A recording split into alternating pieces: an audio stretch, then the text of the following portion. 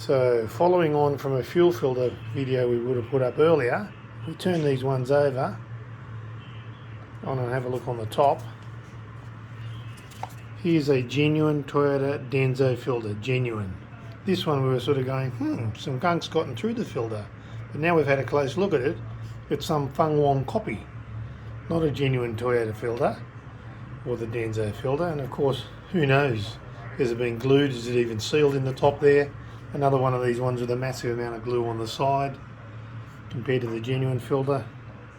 And it's like a cardboard, the genuine one, compared to this sort of crappy paper. So this hasn't been filtering. This is a DPF equipped piezo injectors in this Land Cruiser 70, which is going to cost a fortune.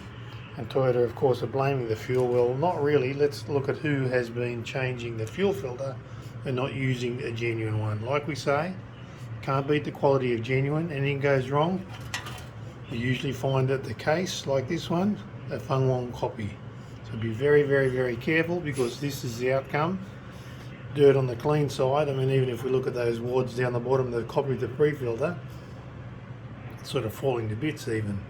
Just crazy. Anyway, you can see some paper coming out through there, so no doubt not sealing on the top. Just be careful, we keep saying it many, many times. So this fuel should have been stopped. There was only a little bit really at the end of the day in the bowl.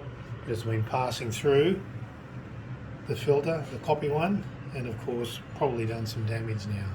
See more of these videos, keep watching our Facebook, YouTube, Instagram, Snapchat, TikTok. Look us up at BerrimaDiesel.com, where you can find out more about looking after your diesel properly.